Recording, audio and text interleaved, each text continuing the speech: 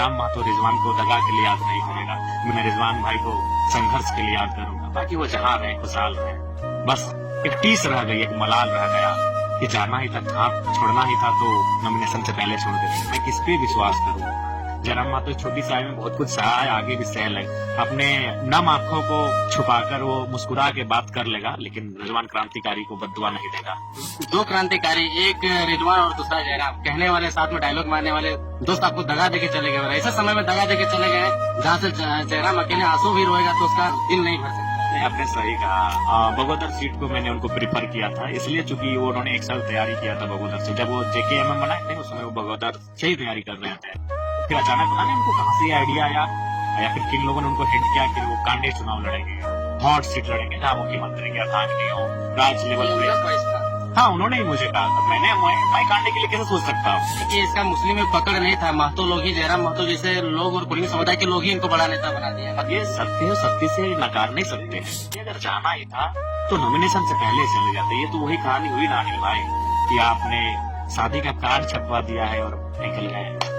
अरे आपको नहीं मर्जी थी, आप अपनी मर्जी से विवाह करते, लेकिन शादी का कार्ड नहीं छपवाना था। तो वही भाई साहब को यही था कि नॉमिनेशन से पहले जाना था, कम से कम वहाँ अपना प्रत्याशी तो दे सकते थे। रिजवान आपके खिलाफ आके बेरमो अगर प्रचार करते हैं क्योंकि वो मुस्लिम बहुल इलाका है, तब तो फिर आपके लिए बड़ा डैमेज वाला स्थिति है। डैमेज नहीं हो, एक बार दगा दे दिए, दूसरा दे दिए तो एक्सेप्ट कर लिए, फिर से अगर आ जाएंगे रिजवान तो क्या कीजिएगा? दो क्रांतिकारी, एक रिजवान और दूसरा जयराम, कहने वाले साथ में डायलॉग मारने वाले दोस्त आपको दगा देके चले गए और ऐसे समय में दगा देके चले गए जहाँ से जयराम अकेले आंसू भी रोएगा तो उसका मतलब दिल नहीं भर सकता। आपने सही कहा। कल जब मैंने सुना तो सबसे पहले हमने अपने सारे कार्यक्रम को कैंसिल कर दिया और हमें लगता है कि आज मनसा पूजा के बाद हम पहली बार घर गए।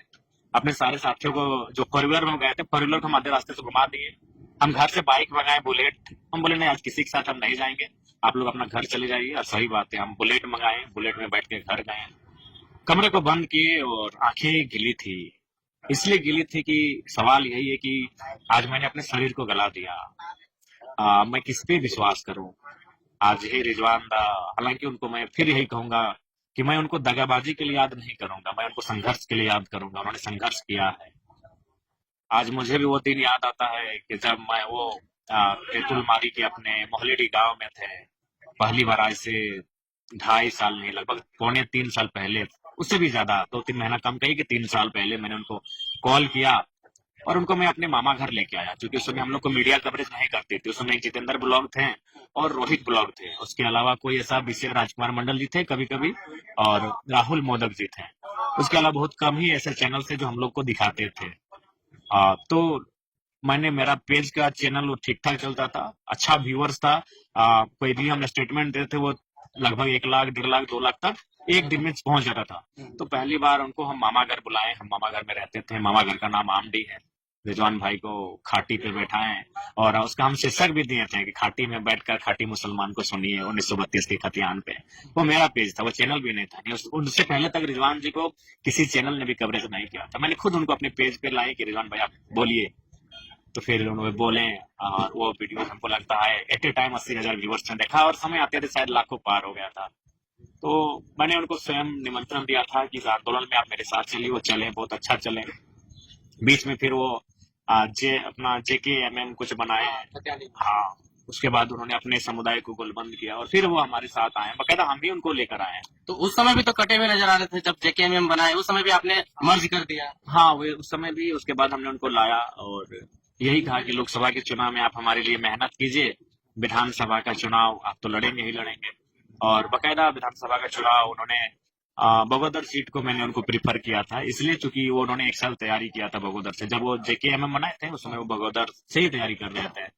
तो फिर हम बोले वो बेहतर सीट है, वहाँ समीकरण भी बहुत सुंदर फिट वेट रहा है। तो वह बोला, फिर अचानक पता नहीं उनको कहाँ से ये आइडिया आया या फिर किन लोगों ने उनको हिंट किया कि वो कांडे चुनाव लड़ेंगे, हॉट सीट लड़ेंगे जहाँ मुख्यमंत्री की अर्धांगिनी हो, राज्य लेवल पे। हाँ, उन्होंने ही मुझे कहा था। मैं कांडे के लिए कैसे सोच सकता हूँ? हाँ, उन्हें घर मेरे एकदम से टुंडी। लेकिन हाँ, बगोदर में तैयारी किए थे, साल भर किए थे तैयारी और अच्छा तैयारी किए थे। तो मैंने, हाँ, मैं गिरिडीह तक हार्डली गया था क्योंकि गिरिडीह मेरे असेंबली कॉन्स्टिट्यूशन में आता है। तो मैंने गिरिडीह लोकसभा में, गिरिडीह विधानसभा उनको कहा था क्योंकि वहाँ उनके समुदाय की आबादी भी 60,000 से ज्यादा है। हमारे समुदाय भी कुछ ठीक ठाक है क्रिटाड़ में। तो मैंने उनको गिरिडीह तक प्रीफर किया था कि आप तो बड़े नेता हैं, आप चयन कीजिए। और मैंने उनको गिरिडीह बगोदर कहने मेरे दिमाग में नहीं था, तो फिर वो बोले नहीं हम गांडे से लड़ेंगे।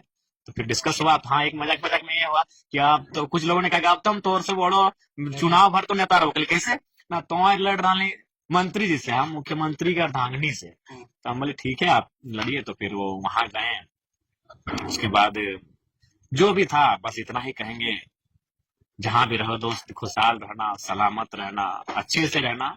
और हाँ यही अगर आपको जाना ही था तो नॉमिनेशन से पहले जाना था।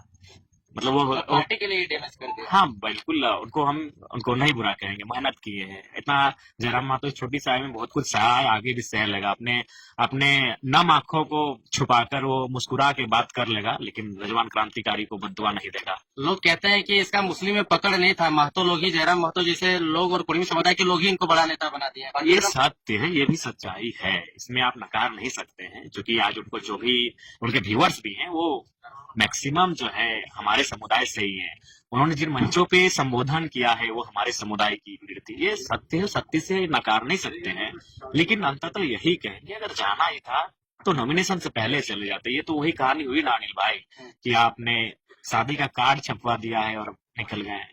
अरे आपको नहीं मर्जी थी, आप अपनी मर्जी से विवाह करते, लेकिन शादी का कार्ड नहीं छपवाना था। तो वही भाई साहब को यही था कि नॉमिनेशन से पहले जाना था, कम से कम वहां अपना प्रत्याशी तो दे सकते थे। सही बात है, लेकिन कहीं ना कहीं आपके लिए भी वो जेल गया जिस दिन लोकसभा का आपका नॉमिनेशन था, उनको उठा करके। अगर इसीलिए मैंने कहा कि मैं उनको दगा के लिए याद नहीं करूंगा, मैं रिजवान जी को संघर्ष के लिए याद करूंगा। हालांकि मेरे समर्थक उनके समुदाय के ही कुछ लोग उन्हें दगा के लिए याद कर सकते हैं, लेकिन जयराम महतो रिजवान को दगा के लिए याद नहीं करेगा। मीडिया मुझे 1000 बार अगर सवाल करेगी तो मैं 1000 बार यही कहूंगा कि मैं रिजवान भाई को संघर्ष के लिए याद करूंगा। बाकी वो जहां रहे खुशहाल रहे, बस यही एक मैंने एक टीस रह गई, एक मलाल रह गया कि जाना ही था, छोड़ना ही था तो नॉमिनेशन से पहले छोड़ दे। एक बार दगा दे दिया, दूसरा दे दिया तो एक्सेप्ट कर लिया, फिर से अगर आ जाएंगे रिजवान तो क्या कीजिएगा? देखिए अब सोचा जाएगा। हम लोग बहुत भावुक इंसान है, बहुत कोमल हृदय के इंसान है, और कभी अगर हम लोग इतने चालसाजी नहीं है। हम लोग हमें वो एक ऐसा केंद्र अध्यक्ष है जो आप पूछिए हमारा मोबाइल का पासवर्ड हमारा एक पंचायत का सदस्य को मालूम है कि हमारे केंद्र अध्यक्ष के मोबाइल का पासवर्ड क्या है। बहुत सारी सीटों पे आपके कैंडिडेट जो दिए थे उसका रिजेक्शन लिस्ट जारी हो गया है, उस पर आप लोग क्या करेंगे? वहाँ पे तो आप कैंडिडेट आप दे नहीं सकते हैं। हाँ वहां पे हम लोग किसी को समर्थन दे देंगे कि कोई समर्थन से चुनाव लड़ेंगे, उनका जो भी सिंबल होगा उस सिंबल को हम लोग समर्थन दे देंगे। बेरमो में क्या स्थिति है? अगर रिजवान आपके खिलाफ आके बेरमो अगर प्रचार करते हैं, क्योंकि वो मुस्लिम बहुल इलाका है, तब तो फिर आपके लिए बड़ा डैमेज वाला स्थिति है। डैमेज नहीं होगा, डैमेज नहीं होगा, वो स्वागत है। वो डुमरी आए, बेरमो आए, कोई दिक्कत नहीं। अगर वो मेरे खिलाफ भी बोलते हैं तो हम उनको, क्योंकि उन्होंने संघर्ष किया है हमारे लिए, बहुत मेहनत किया है, लेकिन होता है पता नहीं उनको शायद फ्यूचर जो होता है वो एक दूरदर्शिता की सोच शायद नहीं देख पाए दूर तक। जयराम महतो को वो काफी कुछ पल के लिए चले गए, और वो जहां गए हेमंत सोरेन तो अस्थायी नेता थे। आज अगर उनको जरूरत थी तो जयराम महतो की जरूरत थी। हेमंत सोरेन अस्थायी नेता हैं, 3 बार के मुख्यमंत्री हैं, उनके जाने, रिजवान जी के हेमंत के पास जाने या ना जाने से कोई फर्क नहीं पड़ेगा, लेकिन अगर जयराम महतो के साथ रहते तो बहुत फर्क पड़ता। लेकिन खैर वो दूरदर्शिता की कमी दिखी उनमें और वो चले गए, जहां भी जाए खुशहाल रहे, सलामत रहे।